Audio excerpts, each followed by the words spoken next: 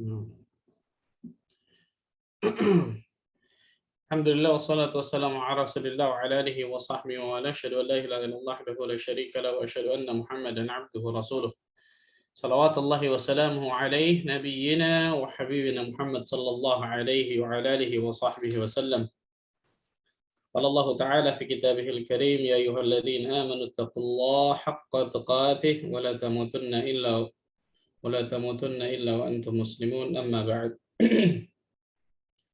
Ikhwani wa akhwati fiddin, rahimani wa rahimakumullah, saudara-saudariku sekalian, semoga Allah tabaraka wa taala selalu diberikan keberkahannya oleh Allah azza wa jalla. Alhamdulillah, kita bersyukur kepada Allah azza wa jalla atas segala limpahan karunia dan nikmat yang Allah berikan kepada kita semua, sehingga pada kesempatan yang berbahagia ini Allah tabaraka wa taala masih terus melimpahkan berbagai macam nikmat dan karunia-Nya kepada kita semua, sehingga kita dapat melanjutkan mabahats kita, kajian kita tentang kitab Al-Bahr Ra'iq fi Zuhdi wal Raqa'iq, bab tentang amar ma'ruf nahi mungkar.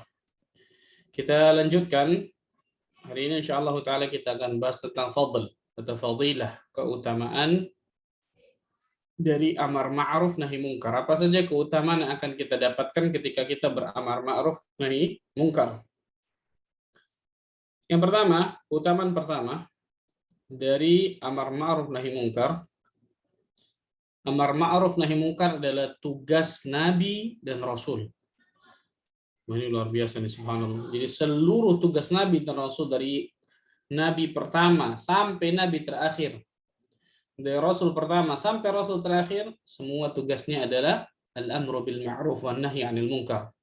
Amar ma'ruf nahi munkar. Allah tabaraka wa taala berfirman dalam surat yang insyaallah taala kita sering mendengar surat ini dibacakan, yaitu surat An-Nahl surah 16 ayat 36. Surat An-Nahl surah 16 ayat 36. Walaqad ba'atsna fi kulli ummatin rasulan an i'budullaha wajtanibut taghut. Dan sungguh kami telah mengutus kepada setiap umat itu ada utusannya, ada rasulnya. Apa tugas mereka? Hendaklah mereka menyeru kepada umatnya an i'budullaha wajtanibut taghut. Sembahlah hanya kepada Allah dan jauhilah taghut. Ya. Tugas Nabi dan Rasul, ani abudullah wajtanibut taghut. Sembahlah Allah dan jauhi sesembahan selain Allah. Itu tugas seluruh Nabi dan Rasul. Karena seluruh Nabi dan Rasul agamanya satu, agamanya sama, itu tauhid, agamanya Islam secara umum. Syariatnya berbeda-beda satu Nabi dengan Nabi yang lain, satu Rasul dengan Rasul yang lain. Apa itu al-amru bil ma'ruf wa nahy 'anil munkar? Memang sudah kita jelaskan.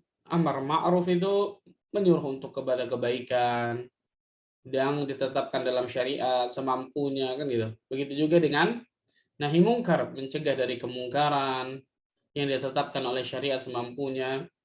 Nah, ketika para nabi dan rasul tersebut menyuruh umatnya untuk mentauhidkan Allah, menjauhkan kesyirikan, maka pada hakikatnya para nabi dan rasul itu sedang menegakkan amar ma'ruf nahi mungkar. Itu yang namanya dakwah.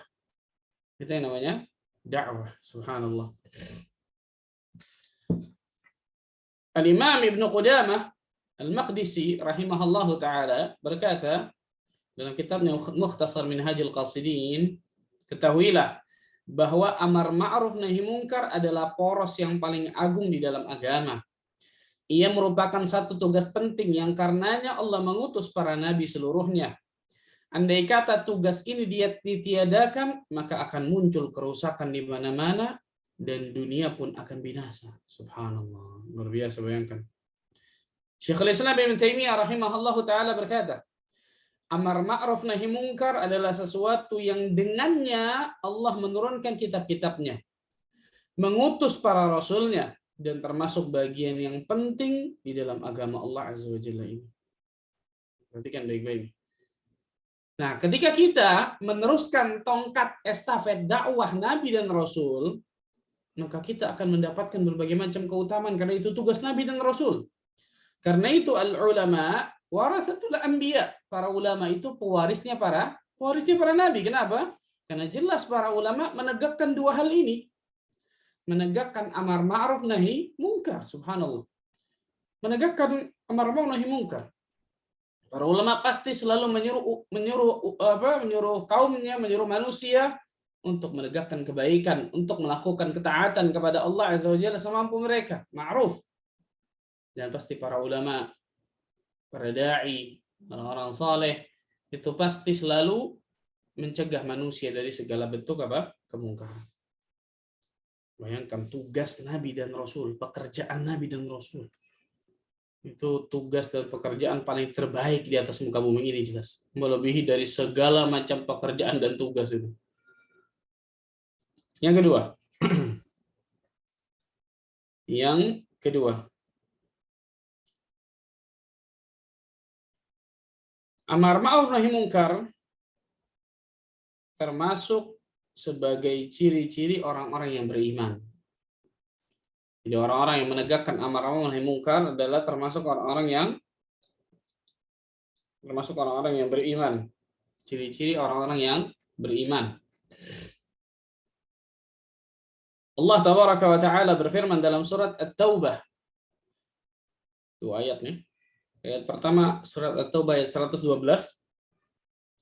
At-Taubah ayat 112. Yang kedua nanti At-Taubah 67. Kita akan bandingkan nanti. At-Taubah 112 dulu. Orang yang beriman cirinya apa? Allah Azza wa Jalla mengatakan at-taibun al-'abidun al-hamidun as-saihun ar-raki'un as-sajidun al-amirun bil ma'ruf wan nahuna 'anil munkar wal hafizuna li hududillah wa basyiril mu'minin. Mereka itu adalah orang-orang yang bertaubat, yang beribadah kepada Allah, yang memuji Allah, yang melawat, yang ruku, yang sujud, yang menyuruh berbuat yang ma'ruf, mencegah yang mungkar, dan memelihara hukum-hukum Allah, dan gembirakanlah orang-orang, berikan kabar gembira bagi orang-orang yang beriman. Lihat, ini Allah Azza wa Jalla sebutkan tentang apa? Ciri-ciri orang-orang yang beriman. Apa ciri mereka? Bertaubat kepada Allah, beribadah kepada Allah Azza wa Jalla, memuji Allah Azza wa Jalla, kemudian melawat, ruku, sujud. Salah satunya apa? Menyuruh untuk berbuat yang ma'ruf, mencegah dari perbuatan yang mungkar. Subhanallah, lihat. Kemudian memelihara hukum-hukum Allah. Syahid dari bahasan kita adalah salah satu ciri orang yang beriman, dia pasti menegakkan amar ma'ruf nahi munkar. Dan salah satu ciri-ciri orang yang munafik sebaliknya. Tadi dalam surat At-Taubah ayat ke-67. Apa itu? Berbuat kemungkaran, berbuat keburukan, berbuat kerusakan di atas muka bumi ini.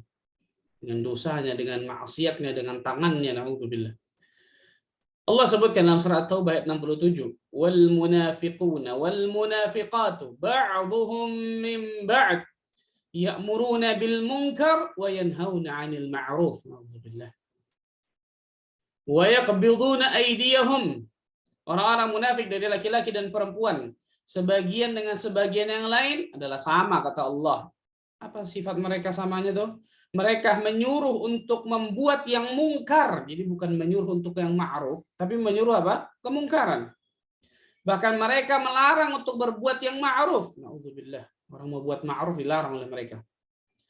Dan mereka menggenggamkan tangannya. Mereka telah lupa. Mereka juga menggenggam tangannya. Nasallaha fanasiyahum. Mereka telah lupa kepada Allah sehingga Allah melupakan mereka semua. Innal munafiqina humul fasiqun.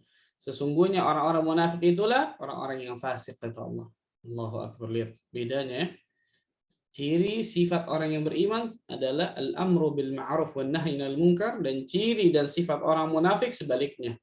Menyuruh orang untuk berbuat yang mungkar, mencegah orang dari berbuat yang ma'ruf. Na'udzubillah. Keutamaan ketiga dari amar ma'ruf nahi munkar. Amar ma'ruf nahi munkar merupakan sifat dari Nabi kita Muhammad sallallahu alaihi wasallam. Kalau tadi seluruh nabi, tugas seluruh nabi dan rasul, ini sifat khusus dari Nabi kita Muhammad sallallahu alaihi wasallam, satu khusus itu. Sayyidul Anbiya wal Mursalin, penghulunya, pemimpinnya para nabi dan rasul. Imamnya para nabi dan rasul. Dan itu sudah tercatat bahkan dalam kitab Taurat dan Injil. Bukan hanya Al-Qur'an Karim. Allah Azza wa Jalla berfirman di dalam surat Al-A'raf ayat 157. Surat Al-A'raf ayat 157. الذين يتبعون الرسول النبي الأمي الذي يجدونه مكتوبا عندهم في التوراة والإنجيل يأمرهم بالمعروف وينهاهم عن المنكر. Itu orang-orang yang mengikuti Rasul, Nabi yang ummi, yang nggak bisa baca tulis, yang namanya mereka dapati tertulis dalam Taurat dan Injil yang ada pada mereka. Apa sifatnya? Syahid bahasa kita nih. Yang menyuruh mereka mengerjakan yang ma'ruf dan mencegah mereka dari mengerjakan yang mungkar. Subhanallah. Wa yuhillu lahum at-thayyibat wa yuharrimu 'alaihim al-khaba'ith. Yang menghalalkan segala yang baik-baik bagi mereka dan mengharamkan segala yang buruk-buruk bagi mereka. Wa yad'u 'anhum israhum wal aghlal allati kanat 'alaihim. Dan membebaskan beban-beban dan belenggu-belenggu yang ada pada mereka. Falladzina amanu wa 'azzaruhu wa nasaruhu wattaba'u an-nura alladzi unzila ma'ah ulaika humul muflihun. Adapun orang-orang yang beriman kepadanya, memuliakannya, menolongnya dan mengikuti cahaya yang terang yang diturunkan kepadanya, itu Al-Qur'anul Karim, mereka itu orang-orang yang beruntung. Al-Hafidz Ibnu Katsir rahimahullah taala ketika menjelaskan ayat ini beliau mengatakan ini adalah sifat Rasul Sallallahu Alaihi Wasallam yang terdapat dalam kitab-kitab terdahulu, itu Taurat dan Injil. Subhanallah. Jadi di Taurat dan Injil sudah disebutkan Nabi Muhammad Sallallahu Alaihi Wasallam itu salah satu sifatnya apa? Ya'muruhum bil ma'ruf wa yanhahum 'anil munkar. Menyuruh mereka untuk berbuat yang ma'ruf dan mencegah mereka dari perbuatan yang munkar. Jadi ketika kita mengikuti salah satu sifat dari sifat Nabi kita Muhammad SAW, kita sedang mencontoh beliau. Kita sedang menjalankan konsekuensi dari syahadatul Rasul. Ketika kita mengatakan wa asyhadu anna Muhammadar Rasulullah. Karena ada konsekuensinya, betul ya? Salah satunya berarti ini. Kita sedang menjalankan konsekuensi dari syahadatul Rasul, mencontoh, mengikuti Rasul SAW. Kemudian, keutamaan selanjutnya dari amar ma'ruf nahi munkar.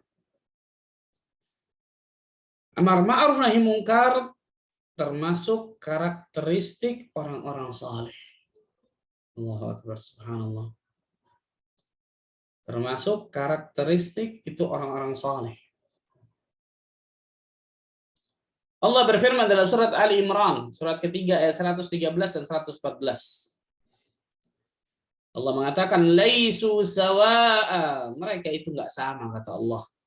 Min ahlil kitabi ummatun qa'imatu yatluna ayatillah ana al-laili wa hum yasjudun. Di antara ahli kitab itu ada golongan yang berlaku lurus. Ada yang lurus ahli kitab itu. Mereka membaca ayat-ayat Allah pada beberapa waktu di malam hari dan mereka sujud, salat. Lihat ahli kitabnya. Yu'minuna billahi wal yawmil akhir. Mereka beriman kepada Allah dan hari akhir. Lanjutannya apa? Syahid bahasa kita nih. Wa ya'muruna bil ma'ruf wa yanhauna 'anil munkar. Mereka menyuruh kepada yang ma'ruf dan mencegah dari yang munkar. Wa yusari'una fil khairat, dan mereka bersegera dalam mengerjakan kebaikan. Ulaika minas salihin. Mereka itulah orang-orang yang saleh kata Allah. Subhanallah. Lihat. Amar ma'ruf nahi munkar Allah sebutkan termasuk karakteristik orang-orang yang saleh. Mereka itulah orang-orang yang saleh kata Allah Azza wa Jalla. Allahu Akbar, subhanallah. Bayangkan ya, bagaimana luar biasanya amar ma'ruf nahi munkar sampai digolongkan orang-orang yang menegakkan al-amru bil ma'ruf wan nahyi 'anil munkar. Allah Azza wa Jalla akan golongkan mereka termasuk orang-orang yang saleh. Allahu Akbar. Kemudian selanjutnya, yang keempat ya, kelima.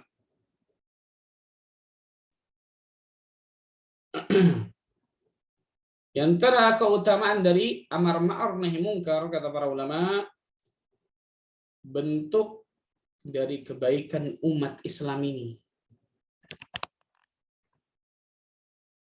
Bentuk dari kebaikan umat Islam ini. Ayat kemarin yang sudah kita sebutkan dulu. Kita tekankan benar ayat itu dalam surat Ali Imran ayat ke-110. Surat ketiga Ali Imran ayat ke-110. Kuntum khaira ummatin ukhrijat lin-nas ta'muruna bil ma'ruf wa tanhauna 'anil munkar wa tu'minuna billah. Kalian adalah umat yang terbaik yang Allah lahirkan, yang Allah tampakkan di atas muka bumi ini untuk manusia. Apa tugasnya? Apa sifatnya? Ta'muruna bil ma'ruf wa tanhauna 'anil munkar wa tu'minuna billah. Mereka menyuruh kepada yang ma'ruf, mencegah dari yang mungkar, dan mereka beriman kepada Allah Azza wa Jalla. Berarti apa? Umat Islam akan selalu mendapatkan kebaikan ketika mereka menegakkan amar ma'ruf nahi mungkar. Dan umat Islam, kaum muslimin akan dihinakan oleh Allah Azza wa Jalla ketika mereka meninggalkan amar ma'ruf nahi mungkar. Dalam surat Ali Imran, surat ketiga 110.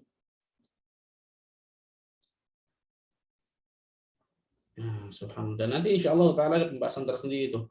Khusus tentang bahaya malapetaka yang akan datang ketika meninggalkan amar ma'ruf nahi munkar. Itu luar biasa mengerikan sekali.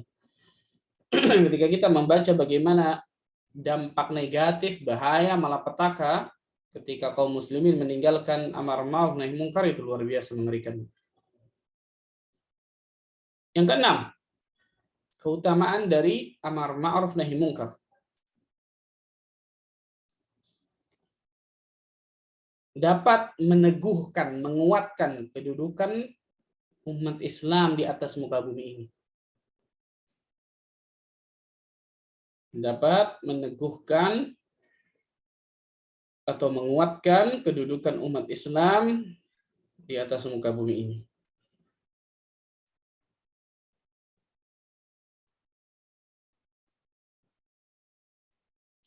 Allah Azza wa Jalla berfirman dalam surah Al-Hajj, surah 22 Al-Hajj ayat 41. Alladzina in makkannahum fil ardi aqamus salata wa atawuz zakata wa amaru bil ma'ruf wa nahaw 'anil munkar walillahi 'aqibatul umur. Itu orang-orang yang jika kami teguhkan kedudukan mereka di atas muka bumi ini, niscaya mereka akan mendirikan sholat, menunaikan zakat, menyuruh yang berbuat yang ma'ruf dan mencegah dari perbuatan yang mungkar, dan kepada Allah lah kembali segala urusan. Kembali segala urusan. Lihat, Allah Azza wa Jalla menyebutkan orang-orang, yaitu orang-orang yang jika kami teguhkan, kami kuatkan kedudukan mereka di atas muka bumi ini, maka niscaya mereka akan melakukan ini. Apa? Mendirikan sholat, menunaikan zakat, berbuat yang ma'ruf, mencegah yang mungkar, kembali kepada Allah Azza wa Jalla dari segala urusan. Ini luar biasa, subhanallah. Bagaimana Allah Azza wa Jalla akan meneguhkan dan menguatkan kaum muslimin di atas muka bumi ini kalau ternyata mereka tidak melaksanakan ini, betul ya? Salat tidak, zakat pun tidak benar, kan gitu ya? Tidak melakukan amar ma'ruf nahi mungkar, tidak kembali kepada Allah, tidak kembali kepada agama Allah Azza wa Jalla. Bagaimana Allah Tabaraka wa Ta'ala akan meneguhkan, menguatkan kaum muslimin di atas muka bumi ini? Subhanallah. Maka perhatikan baik-baik ini. Ketika kaum muslimin menegakkan amar ma'ruf nahi mungkar, maka Allah Azza wa Jalla akan berikan berbagai macam keutamaan. Salah satunya ini, Allah akan teguhkan, kuatkan mereka di atas muka bumi ini. Luar biasa, Masya Allah. Yang ketujuh, di antara keutamaan amar ma'ruf nahi mungkar, agak cepat karena banyak, Masya Allah ini, sebab turunnya pertolongan Allah Azza wa Jalla.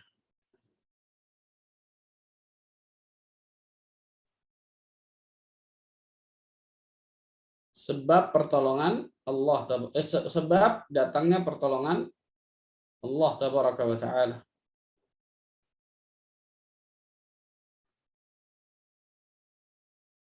Sebab datangnya pertolongan Allah Azza wa Jalla. Kelihatannya banyak yang tanya di link kemarin, Ibu.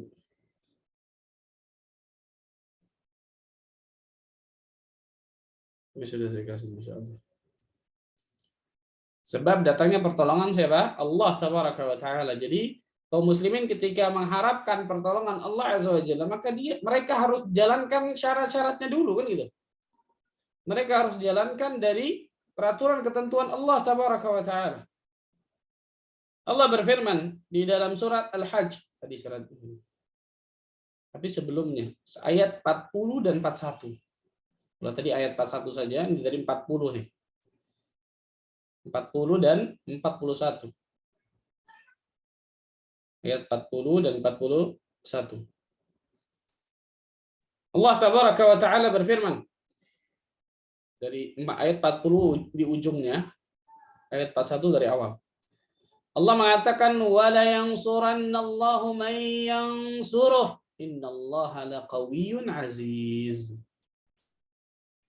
Allah pasti akan menolong orang-orang yang menolong agamanya. Allah pasti akan menolong orang-orang yang menolong agamanya. Subhanallah, luar biasa. Sungguh Allah Azza wa Jalla Maha kuat lagi Maha perkasa. Alladzina immakannahum fil ardi aqamus shalah wa atawuz zakah wa amaru bil ma'ruf wa nahu 'anil munkar wallahi 'aqibatul umur. Sungguh yaitu orang-orang yang jika kami berikan kedudukan, kami berikan kekuatan di atas muka bumi ini, mereka melaksanakan salat, menunaikan zakat, menyuruh untuk berbuat yang ma'ruf, mencegah dari yang mungkar, dan kepada Allah lah kembali segala urusan. Lihat. Allah sebutkan di ayat 40, Allah pasti akan menolong orang-orang yang menolong agamanya. Yang pada hakikatnya Allah Azza wa Jalla nggak butuh kita sama sekali. Agama ini nggak butuh kita sama sekali. Dakwah ini tidak butuh kita sama sekali, subhanallah. Tapi kitalah yang butuh Allah. Kitalah yang butuh agama ini. Kitalah yang butuh dakwah ini. Kalau kita tidak berkecimpung, tidak ikut di dalam menyebarkan agama ini, di dalam menyebarkan dakwah ini, kan gitu. Allah Azza wa Jalla akan ganti manusia-manusia atau makhluk-makhluk yang jauh lebih jauh lebih baik. Yang Allah Azza wa Jalla tugaskan untuk menyebarkan agamanya. Maka masukkan selalu dalam pikiran dan hati kita, Allah Azza wa Jalla nggak butuh kita. Agama nggak butuh kita. Dakwah nggak butuh kita. Jadi jangan ujub, perhatikan. Wah, gara-gara saya tuh jadi tersebar tuh dakwah di situ tuh. Siapa kita, subhanallah? Siapa kita? Harusnya masukkan dalam pikiran hati kita apa? Saya yang butuh Allah, saya yang butuh agama, saya yang butuh dakwah ini. Dan dakwah ini nggak butuh saya, agama ini nggak butuh saya, Allah nggak butuh saya, sama sekali, subhanallah. Nah, ketika kita meninggalkan dakwah ini, meninggalkan agama ini, meninggalkan Allah Azza wa Jalla, Allah akan ganti umat yang lebih baik daripada kita, kan gitu. Yang pasti mengurusi dakwah ini, yang pasti mengurusi agama ini. Maka sangat-sangat luar biasa sayangnya ketika kita tidak ambil peran dalam dakwah ini. Sayang luar biasa. Kita harusnya bisa mendapatkan keutamaan-keutamaan. Ini semua di keutamaan ini. Bayangkan, subhanallah. Ini semua salah satu, ini saya sebutkan nggak semua, subhanallah. Selesai ini. Keutamaan-keutamaan dari dakwah ini kan ini. Keutamaan dari amar ma'ruf nahi munkar itu keutamaan dakwah kan gitu. Yang namanya dakwah amar ma'ruf nahi munkar. Subhanallah, saya teringat satu kisah yang luar biasa ketika orang-orang di kota Madinah dari suku Aus dan Khazraj haji ke kota Makkah.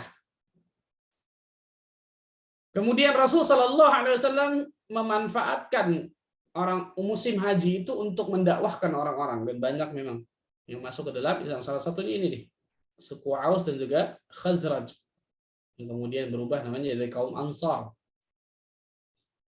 Ketika mereka datang ke kota Makkah untuk berhaji, Rasulullah SAW mendakwahkan mereka. Singkat cerita, mereka masuk Islam.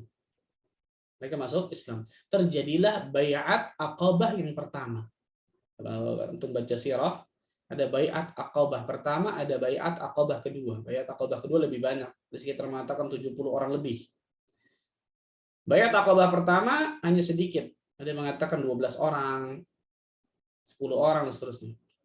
Nah, ketika Bai'at Aqabah pertama, mereka masuk Islam, mereka berbaiat di hadapan Nabi SAW dengan isi baiat yang Masya Allah bagus, banyak. Selesai dari itu, Rasul SAW menugaskan Mus'ab ibn Umair untuk berdakwah di kota Madinah.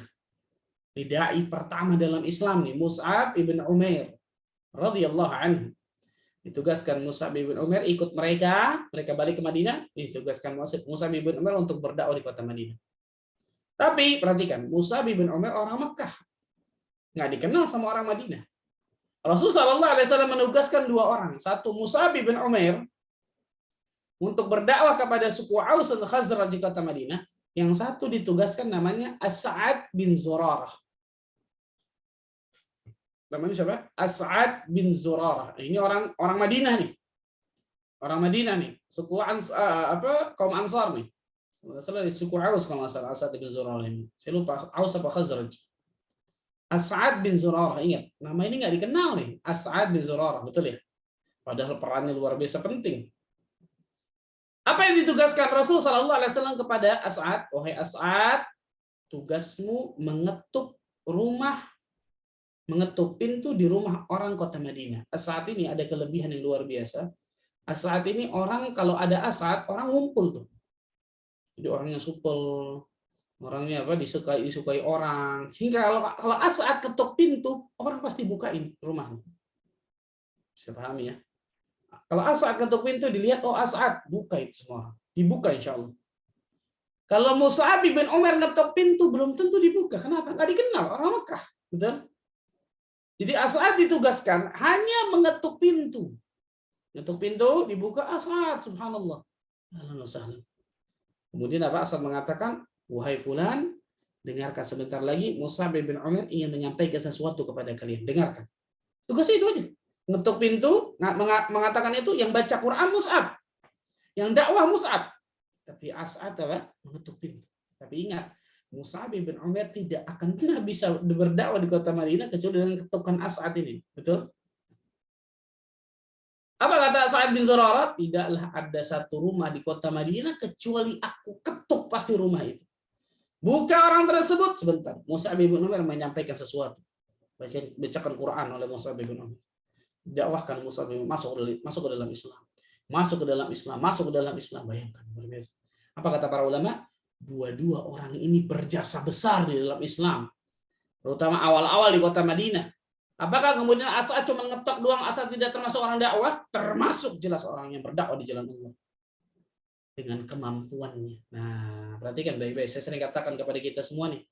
Kalau kita nggak punya ilmu agama seperti para da'i, para ulama, para ustadz mungkin, kita masih bisa berdakwah dengan kemampuan kita, dengan skill kita, dengan harta kita, dengan apapun itu. Contoh, orang punya skill, saya katakan apa? Skill desain grafis mungkin. Dia bikinkan flyer, dia sebarkan berapa banyak orang yang melihat flyer tersebut datang ke kajian itu, segitu dia akan dapatkan pahala. Bayangkan, nggak dikurangi sedikit pun. Nanti kita akan bahas hadis itu. Allahu Akbar, subhanallah. Yang baca Quran, yang baca hadis, yang menyampaikan dakwah mungkin apa? Ustadz, dai-nya kan gitu. Tapi ustadz tidak akan mungkin bisa berdakwah tanpa mereka, kan gitu ya. Rasulullah SAW berdakwah dengan ilmunya, Abu Bakar berdakwah dengan hartanya. Khalid bin Walid berdakwah dengan apa? Kemampuannya, kekuatannya dalam jadi panglima perang. As'ad bin Zurarah berdakwah dengan ketukan pintunya, bayangkan. Allahu Akbar. Maka setiap kita dari kaum muslimin harus ada andil. Harus ada andil di dalam dakwah ini, subhanallah. Harus mengambil peran di dalam dakwah ini, apapun yang kita bisa. Sayang kalau nggak, kita yang rugi. Saya katakan tadi, dakwah ini nggak butuh kita yang butuh dakwah. Kalau kita tidak mengambil peran di dalam dakwah ini, akan betapa banyak tuh tadi itu keutamaan tidak akan kita dapatkan sama sekali. Sayang luar biasa. Radhiyallahu anhum jami'an insyaallah. Dan di sini bagaimana pintarnya Nabi Shallallahu Alaihi Wasallam dalam berdakwah di jalan Allah. Dan Allah Azza wa Jalla berikan hadiah tuh di kota Mekah 13 tahun luar biasa berdakwah, siang malam hanya sedikit yang masuk Islam. Ketika Nabi belum sampai di kota Madinah, di Madinah sudah banyak luar biasa orang yang masuk ke dalam Islam. Menyambut kedatangan Nabi luar biasa, dihormati dan seterusnya. Yang ke-8.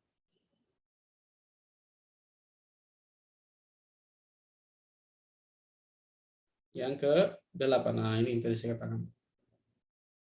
Pahala yang besar akan menanti bagi orang-orang yang menegakkan amar ma'ruf nahi munkar. pahala yang besar akan menanti bagi orang-orang yang melakukan amar ma'ruf nahi munkar. Main-main luar biasa pahalanya.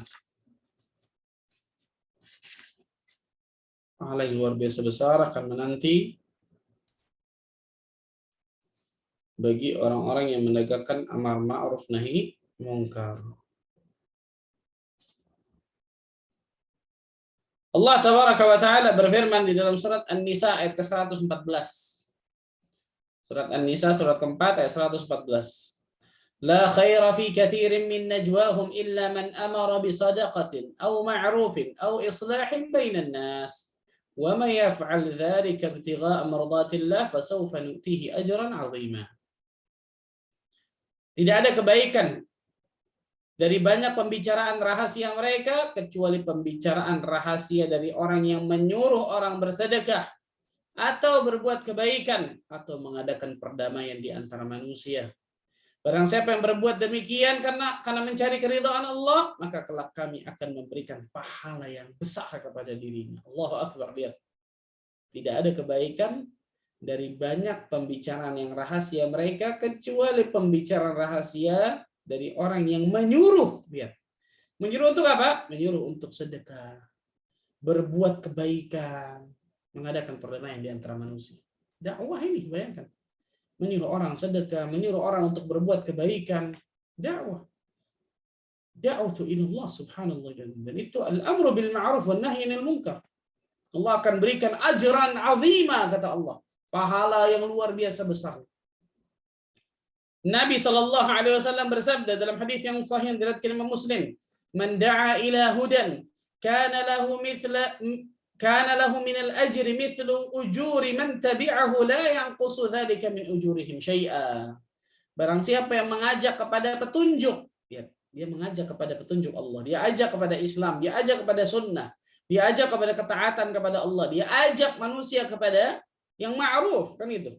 Yang jelas mencegah dari yang mungkar, jelas.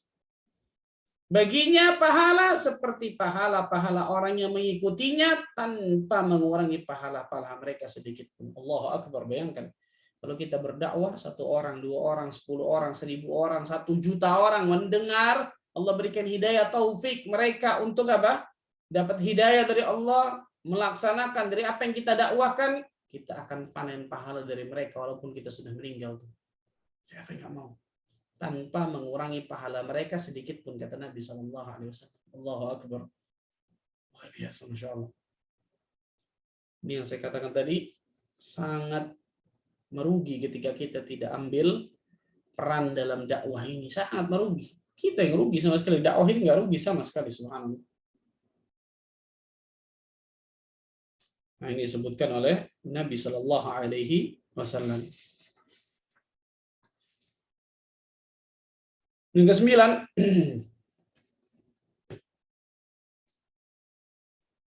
min asbabi maghfiratil dzunub. Di antara sebab yang bisa menggugurkan dosa-dosa. Allahu Akbar.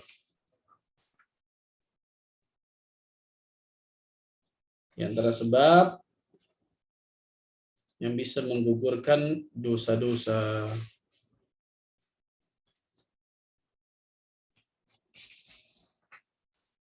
Di antara sebab yang dapat bisa menggugurkan apa?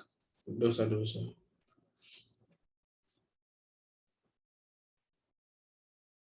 Rasul sallallahu alaihi wasallam bersabda dalam hadis yang sahih yang diriwayatkan Imam Ahmad, "Fitnatur rajuli fi ahlihi wa malihi wa nafsihi wa waladihi wa jarihi yukaffiruha as-siyam was-shalah was-sadaqah wal amru bil ma'ruf wan nahyi 'anil munkar." Fitnah, ujian, cobaan, musibah seorang pria, seorang laki-laki, seorang hamba Allah yang terletak pada keluarganya, istrinya, hartanya, dirinya, anaknya, tetangganya.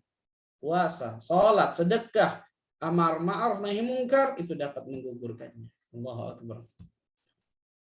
Rasulullah SAW ingin menyebutkan di sini yang pertama, ujian, cobaan, musibah itu salah satu fungsinya untuk menggugurkan dosa-dosa kita. Ujian pada diri kita, ujian pada istri kita, ujian pada pasangan hidup kita, ujian pada anak kita, ujian pada harta kita, ujian pada tetangga kita, bahkan subhanallah, itu bisa apa? Menggugurkan dosa.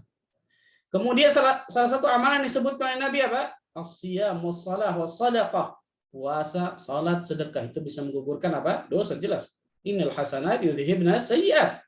Sesungguhnya amal-amal kebaikan akan menghapuskan apa? Amal-amal keburukan. Wal amru bil ma'ruf wan nahyi 'anil munkar. Dan amar ma'ruf nahi munkar pun dapat menggugurkan dosa-dosa kita. Allahu akbar.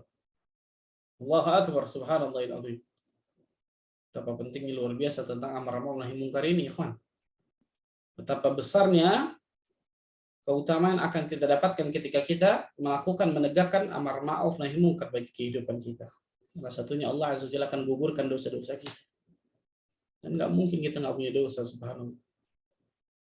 Maka ingat, ketika kita ingin bantu dakwah, dosa saya banyak, semoga Allah Azza wa Jalla ampuni dosa-dosa saya ketika saya bantu dakwah.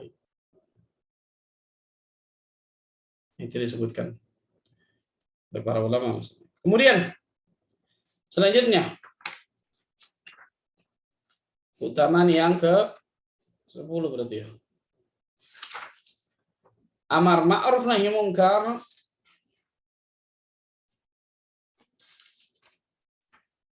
dapat menghidupkan hati. Yang menarik nih. Amar ma'ruf nahi munkar itu dapat menghidupkan hati.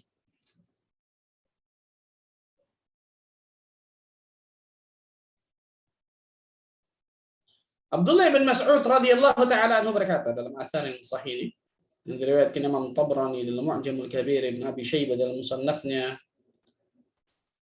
Abdullah bin Mas'ud mengatakan, halaka man lam ya'rif qalbuhu al-ma'ruf wa yunkiru qalbuhu al-ma'ruf wa yunkiru qalbuhu al-munkar. Binasalah orang yang hatinya tidak mengetahui yang ma'ruf dan tidak mengingkari kemungkaran. Allahu akbar. Halak, binasa. Orang-orang yang hatinya nggak mengetahui yang ma'ruf dan tidak mengingkari kemungkaran. Hati orang ini mati berarti ini.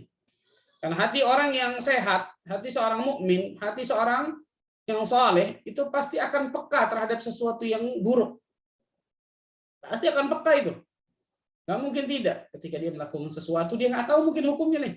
Ketika dia melakukan sesuatu, kalau hatinya dia hati orang yang baik, akan gelisah tuh. Aduh, ini boleh nggak ya? Saya sudah lakukan begini, nggak boleh ini. Gelisah itu.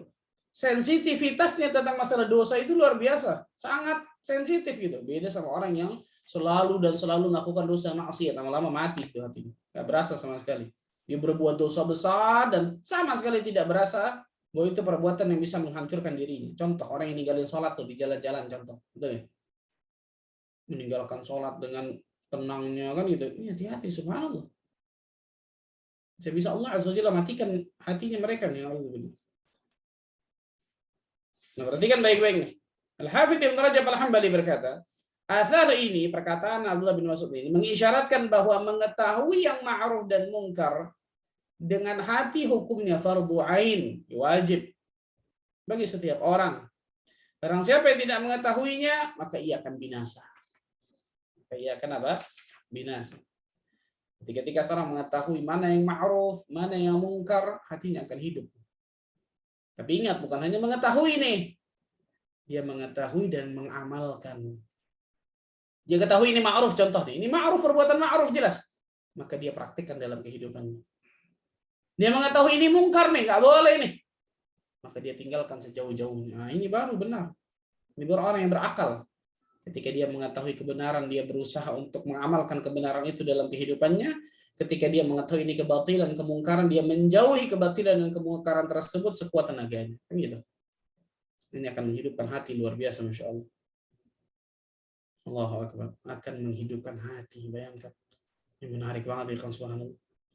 Nah, hati itu akan mengetahui perbuatan yang ma'ruf yang ia kerjakan dan pasti akan mengingkari kemungkaran yang dikerjakan. Ini kalau hatinya masih apa? Masih baik. Masih termasuk hati orang yang beriman. Selanjutnya, keutamaan selanjutnya dari amar ma'ruf nahi munkar. Amar ma'ruf nahi munkar adalah sebab keutuhan, keselamatan, dan kebaikan bagi masyarakat. Amar ma'ruf nahi mungkar adalah sebab keutuhan, keselamatan, dan kebaikan bagi masyarakat.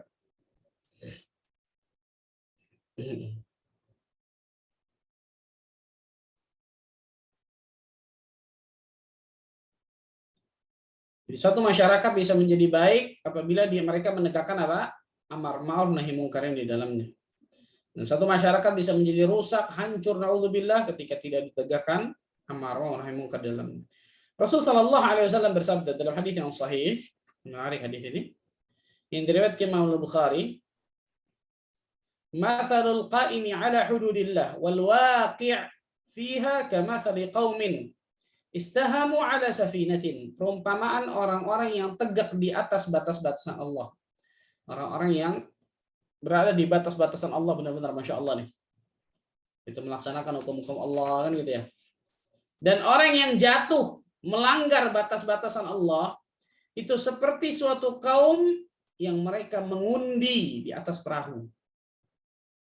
Subhanallah, menarik nih, subhanallah. Mereka seperti suatu kaum yang mereka mengundi apa? Mengundi pembagian tempat mereka di atas sebuah perahu. Kemudian apa kata Nabi Shallallahu Alaihi Wasallam? Fa'asaba ba'duhum a'laha wa ba'duhum asfalaha. Maka kata Nabi Shallallahu Alaihi Wasallam, sebagian mendapatkan bagian di atas, sebagian mendapatkan bagian di bawah. Kapal laut kan seperti itu ya, perahu ya. Ada yang di dek atas, dek tengah, dek bawah kan gitu ya. Sebagian ada di atas, sebagian ada di bawah, kata Nabi Shallallahu Alaihi Wasallam. Kemudian, فَكَانَ الَّذِينَ فِي أَسْفَلِهَا إِذَا اسْتَقَوْا مِنَ الْمَاءِ مَرُّوا عَلَى مَنْ فَوْقَهُمْ. Adapun orang yang berada di bawah, apabila mereka ingin mengambil air, mereka mesti melewati orang-orang yang berada di atas. Orang yang di bawah, kalau mau ngambil air, harus lewat ke atas, kan gitu. Harus lewat apa? Ke atas, kata Nabi Shallallahu Alaihi Wasallam. Orang yang di bawah, ketika mereka ingin mengambil air, maka mereka harus berada di atas, mengambil dari orang-orang yang di atas, bukan di bawah airnya. Faqalu, maka orang yang di bawah ini berbicara, ini subhanallah jahil nih. Lau anna kharaqna fi nasibina kharqan wa lam nu'dhi min fawqana. Subhanallah. Fa in yatrukuhum wa ma aradu halaku jami'an. Kemudian apa? Mereka mengatakan, seandainya kita lobangi perahu ini, kita tidak akan mengganggu orang yang berada di atas kita. Ya betul kan? Ini kan ngambil air di atas tuh, betul ya? Ngambil air di atas. Ngapain jauh-jauh? Kan kita paling bawah. Bawah kita kan air nih. Air laut maksudnya kan gitu, entah air laut, sungai. Bawah kita kan air, kita lobangi aja sedikit. Jadi kita nggak ganggu orang di atas. Ya orang jahil, subhanallah, bahaya banget ini ya. Kita tidak akan mengganggu orang yang berada di atas. Seandainya orang-orang yang berada di atas membiarkan, orang yang berada di atas tahu nih yang akan dilakukan orang di bawah nih. Seandainya mereka mendiamkan, apa yang terjadi? Hancur semua pasti itu. Betul? Karam pasti semua. Tenggelam itu kapal. Hancur luar biasa itu. Allah. Ini orang yang maksiat nih. Orang yang maksiat tadi itu. Orang yang bodoh tuh orang maksiat tadi. Ingin ngelobangin apa? Perahu yang di bawahnya ada air, dilobangin aja udah. Allah Akbar, subhanallah. Mereka bisa binasa semua. Wa in akhadhu ala aydihim najau wa najau jami'an. Akan tetapi kalau seandainya mereka memegang tangan orang yang di bawah tadi, melarang, jangan, nggak boleh. Nanti kalau bolongin itu, lubangi itu, habis kita semua, tenggelam semua ini semuanya. Jadi apa? Ada amar ma'ruf nahi mungkar, perhatikan. Jangan lakukan itu, nggak boleh. Bahaya ketika kalian melakukan itu, subhanallah.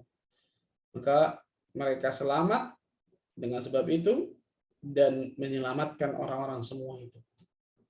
Allahu Akbar. Allahu Akbar. Dalam hadis ini Nabi Shallallahu Alaihi Wasallam memberikan perumpamaan tentang satu masyarakat di mana ada orang-orang yang berada di bawah, itu orang-orang awam, orang-orang yang jahil, orang-orang yang nggak tahu tentang ilmu agama Allah kan, orang-orang yang jauh dari agama kan gitu. Mereka melakukan maksiat, melakukan dosa kepada Allah, melanggar dari batas-batasan Allah Azza wa Jalla. Apabila orang yang lain itu nggak mencegahnya, terutama orang yang alim akan ilmu agama Allah nggak mencegahnya, berarti tidak melakukan amar ma'ruf nahi mungkar, maka akan binasa semuanya. Allahu Akbar. Maka jangan pernah diam. Perhatikan nih. Ketika kita tahu satu ketika kita tahu satu keburukan dan kita bisa melakukan amar ma'ruf nahi mungkar itu jelas sesuai dengan batasan kemampuan kita ya masing-masing beda-beda pasti, maka jangan diam kan gitu. Lakukan sebisa kita, semampu kita, sekuat tenaga kita agar apa? Kita bisa mencegah orang dari kemungkaran, menyuruh orang dari yang ma'ruf. Ini penting luar biasa. Kalau enggak binasa semua itu, hancur semua. Na'udzubillah. Karena manusia diciptakan di atas muka bumi ini pasti diberikan perintah, pasti dilarang akan sesuatu. Afahasibtum annama khalaqnakum abatha wa annakum ilaina la turja'un? Apakah kalian mengira kalian diciptakan di atas muka bumi ini begitu saja sia-sia belaka? Abatha. Abatha maksudnya apa? Tidak diberikan perintah, enggak dilarang akan sesuatu. Wa annakum ilaina la turja'un? Sesungguhnya kepada kami kalian tidak akan dikembalikan. Subhanallah. Kalian diberikan perintah, kalian diberikan larangan oleh Allah Azza wa Jalla, kalian akan dibangkitkan oleh Allah di hari kiamat, dan kalian akan dimintai pertanggungjawabannya oleh Allah di hari kiamat. Salah satunya ini, ya. Al-amru bil ma'ruf wan nahyi 'anil munkar. Kemudian di antara keutamaan amar ma'ruf nahi munkar selanjutnya kata para ulama, menolak mara bahaya. Menolak mara bahaya. Menolak musibah, menolak azab, menolak siksa mungkin di dunia sebelum di akhirat. Atau paling tidak mengurangi. Allah Azza wa Jalla berfirman. Ini mengerikan subhanallah kalau kita baca. Dalam surat Al-Anfal ayat 25. Dalam surat Al-Anfal ayat ke-25. Wattaqu fitnatan la tusibanna alladhina zalamu minkum khassah. Dan takutlah kalian. Peliharalah diri-diri kalian. Bertakwalah kalian dari siksaan yang tidak hanya menimpa orang-orang yang zalim saja di antara kalian. Wa'alamu annallaha syadidul iqab. Dan ketahuilah bahwa Allah Azza wa Jalla sangat keras siksanya. Subhanallah, lihat. Takutlah kalian, bertakwa kalian. Pelihara diri kalian dari siksaan, dari azab yang tidak hanya menimpa orang-orang zalim saja di antara kalian. Allahu Akbar. Berarti menimpa apa? Seluruh manusia. Rasul sallallahu alaihi wasallam bersabda dalam hadis yang sahih yang diriwayatkan Abu Dawud dari Abu Bakar As-Siddiq radhiyallahu anhu, hadis ini. Innan nasa idza ra'aw adh-dhalim falam ya'khudhu ala yadayhi aw syaka ay ya'ummahum Allah bi'iqab. Allahu Akbar. Sesungguhnya manusia apabila mereka melihat orang yang berbuat zalim, berbuat kemungkaran, berbuat dosa, berbuat maksiat kan gitu. Tetapi tidak dia menghentikannya, dia tidak mengambil tangan orang itu, dia tidak menegakkan amar ma'ruf nahi mungkar, berarti hampir saja Allah Azza wa Jalla akan meratakan mereka semua dengan azab. Allahu Akbar. Dan ini pembahasan ini khusus kita akan bahas masalah apa? Malapetaka yang akan timbul ketika kaum muslimin meninggalkan amar ma'ruf nahi mungkar. Salah satunya ini. Sabda beliau juga dalam hadis yang sahih yang lain yang diriwayatkan oleh yang hasan afwan, yang diriwayatkan Imam Ahmad, At-Tirmidzi, walladzi nafsi biyadihi, demi zat yang jiwaku berada di tangannya, kata Nabi, la ta'murunna bil ma'ruf wa la tanhawunna 'anil munkar. Hendaklah kalian menyuruh manusia untuk berbuat kebaikan dan mencegah dari kemungkaran. Aw la yushikanna Allah ay yab'atha 'alaikum 'iqaban minhu. Kalau tidak, hampir saja Allah Azza wa Jalla menurunkan azabnya kepada kalian. Thumma tad'unahu falam yustajabu lakum. Allahu Akbar. Kemudian kalian akan berdoa kepadanya tapi doa tidak dikunjung dikabulkan. La ilaha illallah Muhammadur Rasulullah.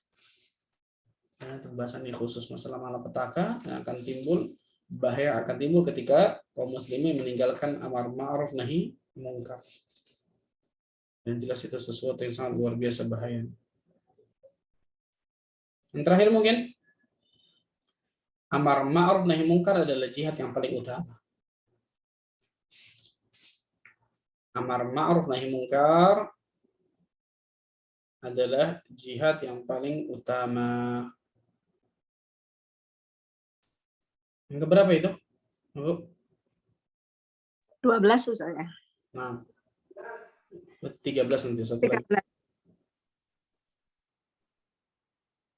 Rasulullah Shallallahu Alaihi Wasallam bersabda dalam hadis yang sahih yang diriwayatkan Imam Ahmad dari Tariq bin Shihab, afdalul jihad man qala kalimata haqqin 'inda sultanin jair. Dalam riwayat lain, afdalul jihad kalimatu adlin 'inda sultanin jair. Jihad yang paling utama adalah orang yang mengucapkan kalimat yang hak, yang benar kepada pemimpin yang zalim. Pada pemimpin yang zalim. Dalam riwayat lain, jihad yang paling utama adalah mengatakan kalimat yang adil kepada penguasa yang zalim. Lihat, mengucapkan kalimat yang adil, mengucapkan kalimat yang hak. Berarti apa? Di depan langsung. Depan langsung. Dan ini nggak semua orang berarti, betul ya? Nggak semua orang, semuanya mau kemudian apa? Mengucapkan kalimat ini di hadapan para penguasa pemimpinnya. Berarti ya orang-orang tertentu ya memang ada akses kepada penguasa, kan gitu. Mereka yang wajib melaksanakan ini. Adapun masyarakat umum, awam, nggak ada kewajiban bagi mereka. Nah, contohnya siapa? Al-ulama, para ulama yang mungkin penguasa kemudian meminta pendapatnya, kan yang hak di depan penguasa tersebut. Karena memang dia ada apa? Ada akses, ada kesempatan untuk melakukannya. Dan ini tidak semua orang bisa melakukannya. Perhatikan, banyak orang menjadikan hadis ini sebagai apa? Wah, gitu berarti harus demo nih, begini. Mana dalilnya ini? Seenaknya aja subhanallah ngambil dalil jadi istinbat sesuatu, subhanallah. Terakhir lagi, satu lagi saat tanggung. Amar ma'ruf nahi mungkar adalah perkataan yang paling baik, seutama-utama perkataan, sebaik-baik perkataan. Allah berfirman dalam surah Fussilat ayat 33, "Wa man ahsanu qawlan mimman da'a ila Allah wa 'amila shalihan wa qala innani minal muslimin." Biasa nih, siapakah yang lebih baik perkataannya daripada orang yang menyeru kepada Allah, dakwah. Siapa yang lebih baik perkataannya dari orang yang menyeru manusia ke jalan Allah, ke agama Allah Azza wa Jalla, dan mengerjakan kebaikan dan berkata sesungguhnya aku adalah termasuk orang-orang muslim yang berserah diri kepada Allah. Ini dakwah. Dakwah ini ahsanu qawlan, bayangkan ahsan isim tafdhil di situ. Perkataan yang paling terbaik, perkataan yang paling utama, luar biasa. Dakwah di jalan Allah tabaraka wa taala, dan itulah al-amru bil ma'ruf wan nahyi 'anil munkar. Itu mungkin sebagian dari keutamaan amar ma'ruf nahi munkar. Insyaallah taala masih kita akan lanjutkan pertemuan selanjutnya, masih tentang amar nahi munkar, di antara tentang masalah tadi itu bahayanya ketika seorang meninggalkan amar ma'ruf nahi munkar, kemudian ada bekal-bekal yang lain juga. Wallahu a'lam bishawab. Silakan mungkin kalau ada yang mau bertanya. Insya Allah. Baik, terima kasih banyak Ustadz atas penyampaian materinya. Selanjutnya kami persilahkan bagi yang ada pertanyaan, silahkan raise hand atau dituliskan di chat. Masih kosong Ustadz di chatnya. Ya.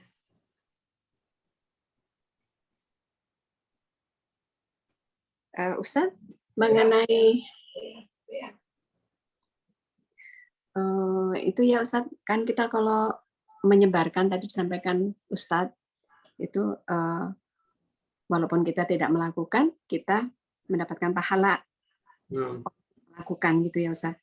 Nah itu kan ada apa itu surah di apa tuh As-Saff ya. Iya yang itu yang apa tuh orang-orang yang tidak mengerjakan dalam pandangan Allah sangat kecillah perbuatan kalian mengatakan sesuatu tanpa kalian kerjakan. Nah ini kan saya sering melakukan itu ya, share kajian-kajian, tapi saya kan tidak bisa menghadiri itu gitu karena kendala kondisi. Nah itu bagaimana Ustadz? Karena saya pernah ditegur oleh seorang Ustadz gitu bahwa soyokianya kalau kita men-share undangan kita pun hadir gitu. Iya betul. Ya, mohon nasihatnya Ustadz. Nah, yang pertama jelas yang paling terbaik ketika kita ingin berdakwah di jalan Allah Azza wa Jalla ketika kita sudah mengamalkannya. Ayat atau surat yang ma'ruf insyaallah taala kita hafal bersama, surat Al-'Asr, wal 'asr innal insana lafi khusr. Demi masa sesungguhnya manusia itu dalam kerugian illa alladzina amanu, kecuali orang-orang yang beriman. Beriman di sini ay al-ilmu wal iman, ilmu dan iman. Wa 'amilus shalihat, beramal saleh. Setelah dia punya ilmu, punya iman, dia beramal saleh. Wa tawassaw bil haqq, saling menasihati di dalam kebaikan, kebenaran, kan gitu. Setelah punya ilmu, kemudian dia amalkan dalam kehidupannya, kemudian dia berdakwah. Wa tawassaw bil haqq. Yang keempat, wa tawassaw bis sabr, saling menasihati di dalam kesabaran. Ini empat sifat dari orang-orang yang terlepas dari kerugian dunia dan akhirat.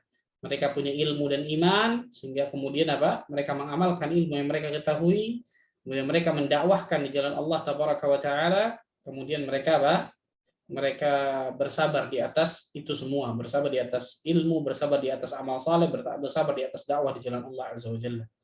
Ini di antara orang yang terlepas dari kerugian dunia akhirat.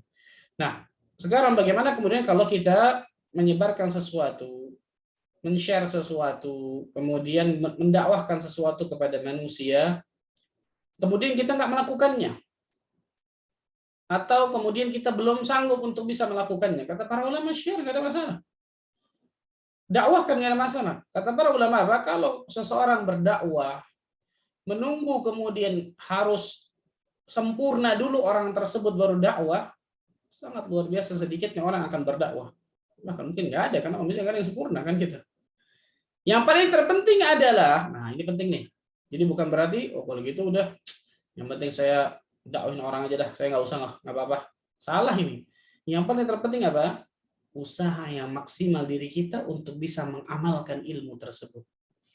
Nah, ini yang paling penting nih. Usaha yang maksimal dari diri kita agar kita bisa mengamalkan ilmu tersebut. Minta pertolongan kepada Allah Azza wa Jalla agar kita dapat mengamalkan ilmu yang telah kita ketahui tersebut. Ada usaha yang maksimal, jadi bukan apa? Ini buat ente doang, buat anak enggak. Kacau kalau seperti itu kan? Kacau kalau seperti itu kan? Ada orang-orang yang apa? Alhamdulillah berdakwah mungkin atau bantu dakwah buat orang aja. Dia nggak ada sama sekali, nggak ada upaya yang maksimal bagi dirinya untuk bisa apa? Untuk bisa mengamalkan ilmu yang telah diketahui, untuk bisa mempraktekkan ilmu yang telah diketahui. Maka di antara, perhatikan, ini penting nih, di antara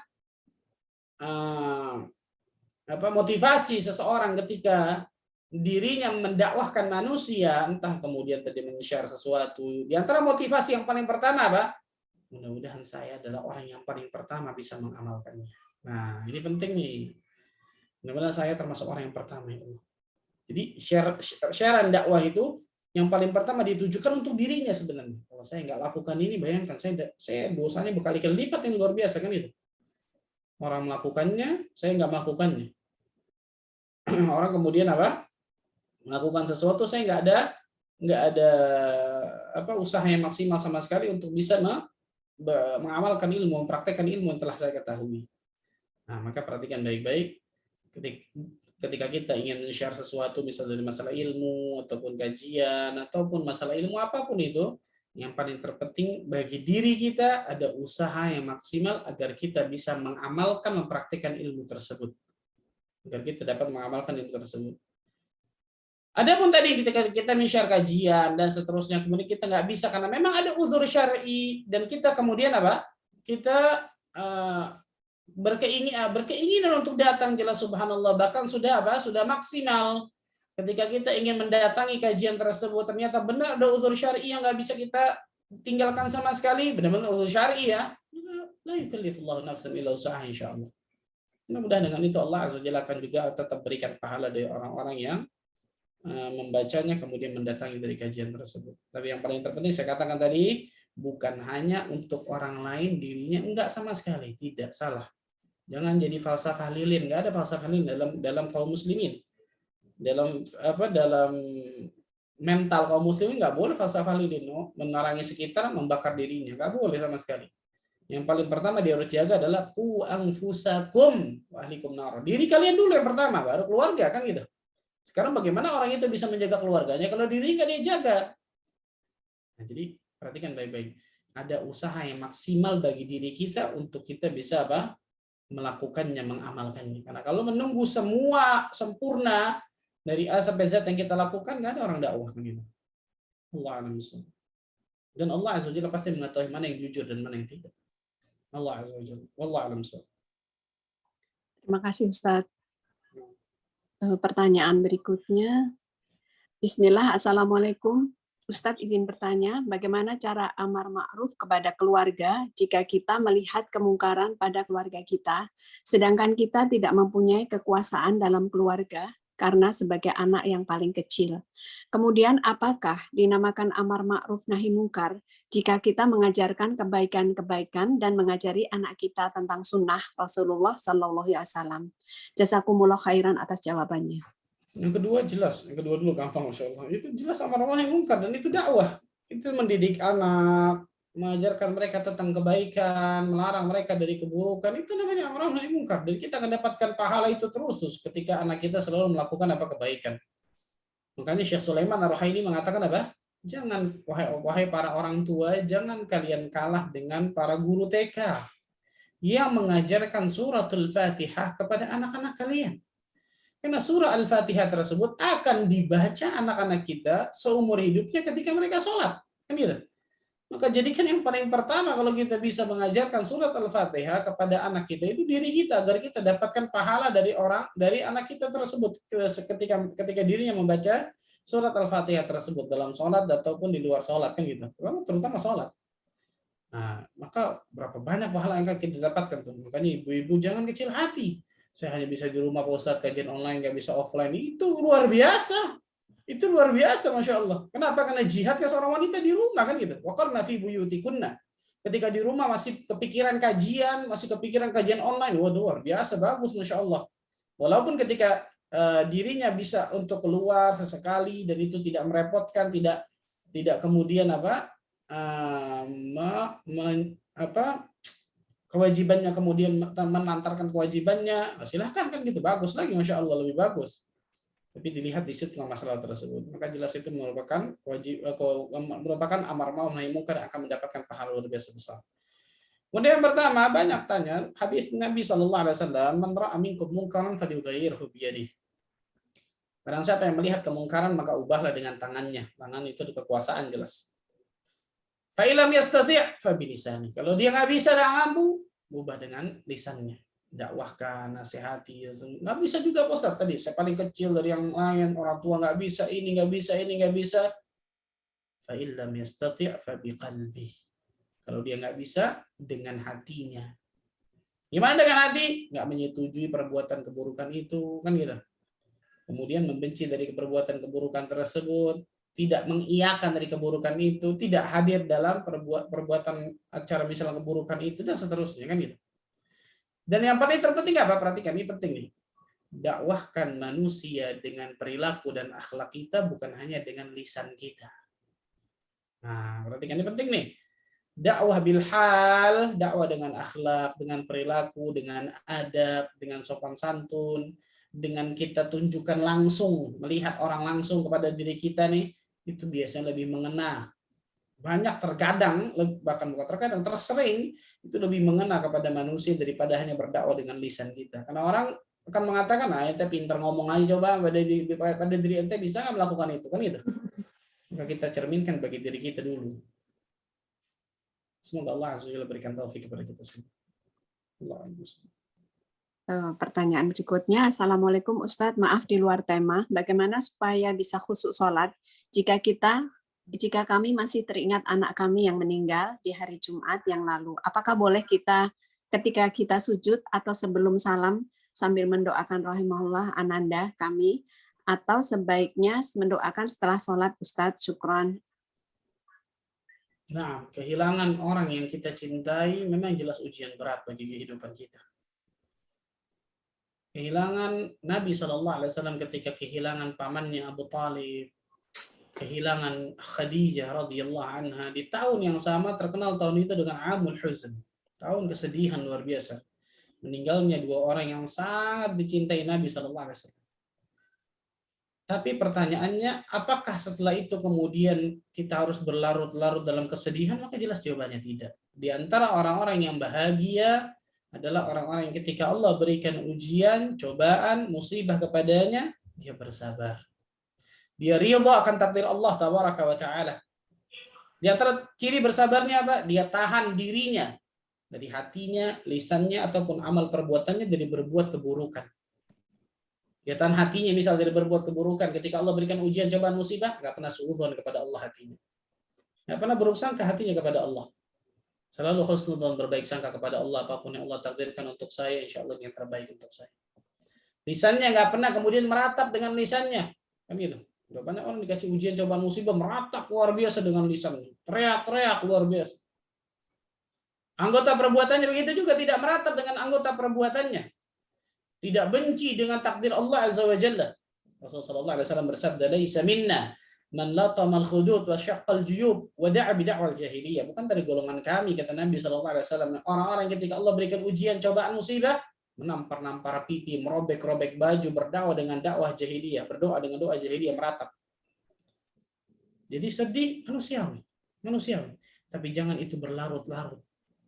Kenapa? Bisa jadi itu jadi pintu syaitan untuk masuk dalam hati kita. Nah, yakinlah apapun yang Allah Azza wa Jalla takdirkan kepada diri kita, itu yang terbaik untuk diri kita dalam kehidupan kita. Dan ingat, semua kita pada hakikatnya di atas muka bumi ini adalah pengembara, adalah musafir, dan kita pasti akan kembali ke kampung halaman kita aslinya, yaitu surga Allah Azza wa Jalla bagi orang-orang yang bertakwa jelas. Akhirat itu kampung halaman asli kita. Wal akhiratu khairu wa abqa. Hanya tinggal menunggu giliran. Pekan depan mungkin anak kita, bisa jadi pekan depan diri kita. Pekan depan orang kita, pekan kemarin anak kita, mungkin pekan depan adalah bisa jadi kita. Pekan kemarin bisa jadi orang yang kita cintai, pekan depan bisa jadi diri kita, dan seterusnya. Kita hanya tinggal menunggu antrian, subhanallah. Tapi yang paling terpenting yang kita pikirkan, apa yang kita bawa. Ketika antrian itu selesai, habis, apa bekal yang kita bawa untuk menuju alam yang lebih kekal tersebut? Iman dan amal saleh, ketakwaan kepada Allah tabaraka wa ta'ala. Itu yang pertama. Yang kedua, jelas boleh, bukan hanya boleh, bagus, luar biasa. Doa yang pertama, doa kaum muslimin kepada orang yang sudah meninggal. Allahumma ighfir lil muslimina wal muslimat wal mu'minina wal mu'minat. Itu kan semua. Al-ahya'i minhum wal amwat, yang hidup ataupun yang mati. Subhanallah.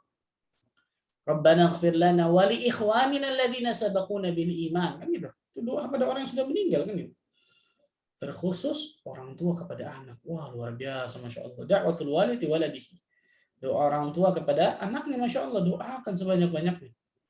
Agar anak tersebut diampuni dosa-dosanya ya Allah. Agar anak tersebut Allah luaskan kuburnya. Allah berikan raudhatun min riyadil jannah. Allah jadikan di kuburnya tersebut yang menemaninya iman dan amal salehnya. Doakan sebanyak-banyaknya, silahkan. Boleh dalam sujud, boleh di akhir salat sebelum salam, boleh ketika ba'da asar nih, ketika hari Jumat, subhanallah, di waktu-waktu istijabah. Di waktu istijabah doa. Semoga Allah Azza wa Jalla rahmati anak ibu. Semoga Allah Azza wa Jalla rahmati kita semua. Amin. Pertanyaan berikutnya, Assalamualaikum warahmatullahi wabarakatuh. Izin bertanya, bagaimana sebaiknya menyikapi bila di suatu lingkungan ada tempat yang di dalamnya ada kemaksiatan? Jazakallah khair, Ustaz. Nah, berusaha dengan semaksimal mungkin menghilangkan tempat kemaksiatan tersebut, minimal menguranginya. Berusaha dengan semaksimal mungkin ya. Yang pertama tadi, bisa dengan kekuatan kita. Dengan tangan. Kekuatan maksudnya bukan datang geruduk hancurin, enggak, salah ini jelas. Kekuatan di sini jelas kemampuan kita. Contoh kita lapor ke RT, lapor ke RW, lapor ke kelurahan, lapor ke kecamatan, kan gitu. Berikan surat mungkin bahwa kita menolak adanya sebuah keburukan, kemaksiatan di tempat kita, kan gitu. Dan itu banyak terjadi, subhanallah. Banyak terjadi di satu tempat, subhanallah. Ingin bangun hotel esek-esek lah bahasanya, subhanallah. Akhirnya apa? Satu wilayah tersebut kompak, tahu nih, nih hotel nggak benar nih, subhanallah. Kompak wilayah tersebut, tulis surat semuanya, datang semuanya pakai bikin spanduk, kami menolak perzinahan, luar biasa, sampai benar-benar nggak jadi akhirnya, alhamdulillah. Nggak jadi, subhanallah. Nah, ini kan diantara yang bisa kita lakukan. Nah, banyak diri kita atau banyak dari kaum muslimin kan gitu ya. Ketika udah tahu nih mau bangun apa, awalnya nolak. Tapi ketika kena uang, dikasih, kan gitu. Ada pelicirnya, ya nggak apa-apalah sesekali. Ini kan kacau ini, subhanallah, gara-gara naudzubillah min dzalik, agamanya dia korbankan hanya gara-gara uang fulus, la ilaha illallah. Yang mengerikan tadi itu, wattaqu fitnatan la tusibanna alladziina zalamu minkum khassah. Takutlah kalian, peliharalah diri kalian dari fitnah yang tidak hanya menimpa orang-orang zalim di antara kalian saja yang khusus, enggak, semuanya bisa kena, naudzubillah. Ketika diam dari kemaksiatan, diam ketika melihat keburukan. Semampu kita intinya. Kita nggak bisa dari situ tembus, coba cari yang lain, coba cara yang lain, coba nasihati dan seterusnya. Semua cara sudah maksimal, hati kita sudah benci itu semua. Doakan agar Allah hancurkan. Maksiat kan keburukan kan gitu. Boleh, subhanallah. Doakan agar Allah ganti dengan kebaikan di situ. Wallahu a'lam bishawab. Masih ada beberapa pertanyaan, Ustadz. Sampai jam berapa, Ustadz? Karena berapa menit? 2 menit. Masih ada 3, gimana, Ustadz? Ini aja ya, singkat. Ya. Assalamualaikum Ustadz, tanya di luar tema, dalam zakat mal yang berhak mendapatkan ada 8 orang. Bagaimana dengan fisabilillah sekarang ini? Apakah orang-orang yang menuntut ilmu disebut fisabilillah? Dan bagaimana juga dengan amil zakat dalam pemberian di zakat mal? Syukran. Nah, ulama khilaf tentang fisabilillah tersebut. Sebagian ulama mengatakan fisabilillah adalah khusus bagi orang-orang yang berjihad di jalan Allah Azza wa Jalla. Tapi banyak ulama yang mengatakan fisabilillah di sini semuanya. Bukan hanya orang yang berjihad di jalan Allah, tapi semuanya. Salah satunya betul tadi, para penuntut ilmu. Rasul sallallahu alaihi wasallam menyebutkan, man kharaja min baitihi man talabal ilm, barang siapa yang keluar dari rumahnya untuk menuntut ilmu syar'i, fa huwa fi sabilillah, maka dia fi sabilillah, di jalan Allah Azza wa Jalla. Dan banyak ayat-ayat tentang apa? Tentang jihad itu turunnya di kota Mekah. Padahal jihad belum ada, belum disyariatkan di kota Mekah. Jihad apa dimaksud di situ? Jihadul ilm, jihad dengan ilmu, jihad dengan burhan, jihad dengan dalil, menyampaikan yang hak, menghancurkan yang batil dari apa? Dari ilmu yang kita miliki, dari Rasulullah SAW miliki ketika di Mekah. Maka wallah alam bisawab, pendapat yang lebih anak kuatkan dari fisabilillah bukan hanya orang yang berjihad di jalan Allah, tapi semua, kata-kata fisabilillah, semua yang berjalan menuju jalan Allah Azza wa Jalla itu boleh kita termasuk dari fisabilillah. Salah satunya tadi para penuntut ilmu agama Allah Azza wa Jalla kan gitu. Para dai yang mungkin di pelosok yang sulit kehidupannya, menyokong dakwah Islam kan gitu. Memberikan apa? Memberikan kamera dalam untuk menyuting para ustadz kan, untuk kegiatan dakwah, apapun semuanya kan gitu. Di antara juga pembangunan madrasah dari penuntut ilmu agama Allah, membangun tempat madrasahnya, pembelian buku kitab-kitab, dan itu semua masuk tuh insya Allah. Dari pendapat Rajin ini juga yang difatwakan oleh Dewan Fatwa di antaranya. Dan kemudian yang kedua, amil itu yang ditunjuk oleh pemerintah secara resmi, itu yang namanya amil sebenarnya. Jadi bukan amil yang ditunjuk oleh DKM masjid, ini amilnya kan gitu, bukan. Tapi amil itu aslinya sebenarnya yang ditunjuk resmi oleh pemerintah, dia menjadi amil. Nah, itu yang sebenarnya yang dia bolehkan untuk menerima apa? Zakat pembagian dari situ. Wallahu a'lam bishawab. Pertanyaan berikutnya, Bismillah, Assalamualaikum warahmatullahi wabarakatuh. Ustadz, Afwan izin bertanya, bila kita memiliki saudara kandung yang qadarullah beradab dan akhlak yang bakhil, maksudnya tidak beradab mungkin ya Ustadz ya, di mana seringkali zalim kepada saudara sendiri maupun orang lain, apakah boleh melindungi diri dan keluarga inti saya, suami dan anak-anak dari pengaruh saudara tersebut, sehingga saya sangat mengurangi hubungan apapun walaupun saya tidak menjahati dan tidak memutuskan hubungan, karena pengaruhnya sangat buruk dan kezalimannya seringkali membuat drama keluarga. Barakallahu fiik. Boleh, selama dia tidak memutuskannya secara benar-benar putus. Yang pertama, dia membatasi, karena tahu darar, keburukan ini, kemadharatan itu pasti akan berdampak besar bagi keluarganya, maka jelas ini boleh. Darul mafasid muqaddamun 'ala jalbil masalih. Menolak kerusakan itu lebih didahulukan daripada mengambil manfaat. Wallahu a'lam bishawab. Masih ada satu pertanyaan penutup ya. Mohon nasihatnya Ustadz. Saya sering dikirimi WhatsApp minta donasi dari panti asuhan A sampai dengan Z. Pokoknya banyak yang kirim-kirim WhatsApp seperti ini sehingga jadi terganggu. bolehkah saya blok saja dan karena saya sudah ada pilihan kemana saya mau donasi. Apakah kalau blok termasuk menutup jalan kebaikan? Karena WhatsApp jadi banyak sekali dan sering WhatsApp yang penting juga jadi tertimbun. Boleh, Jazakallah. boleh, nggak ada masalah. Itu pilihan kita, Masya Allah. Apalagi tadi dibilang apa? Saya sudah memilih memang yang memang saya biasa kasih, bukan nggak memilih ya, bukan kemudian malah bakhil, enggak, tapi dia sudah memilih yang memang dia kasih. Panti asuhan, misalnya panti asuhan yang dia tidak kenal atau tempat-tempat yang dia nggak kenal, minta maaf, saya nggak bisa apa memberikan itu karena sudah saya tahu ini thiqah yang ini, boleh, silakan, nggak ada masalah. Itu pilihan bagi diri dan insya Allah tidak menutup sama sekali jalan kebaikan. Semoga Allah Azza wa Jalla berkahi pertemuan kita. Semoga Allah Tabaraka wa Ta'ala jadikan dari kita termasuk golongan hamba-hamba Allah yang selalu Allah berikan hidayah taufik untuk meniti syaratul mustaqim sampai nantinya Allah Azza wa Jalla wafatkan dari kita semua mudah-mudahan dalam keadaan husnul khatimah. Sebagaimana Allah Azza wa Jalla kumpulkan kita pada via online ini, semoga Allah bisa kumpulkan kita juga nanti di surga Firdaus tanpa hisab dan tanpa adab. Allahumma amin rabbil alamin. Subhanakallah bihamdika asyhadu an la ilaha illa anta astaghfiruka wa atubu ilaik. Assalamualaikum warahmatullahi wabarakatuh. Waalaikumsalam warahmatullahi wabarakatuh. Jazakumullah khairan Ustadz atas waktu yang telah diluangkan dan ilmu serta bimbingan yang telah disampaikan. Semoga menjadi manfaat untuk kita semua, ilmu yang menghasilkan amal.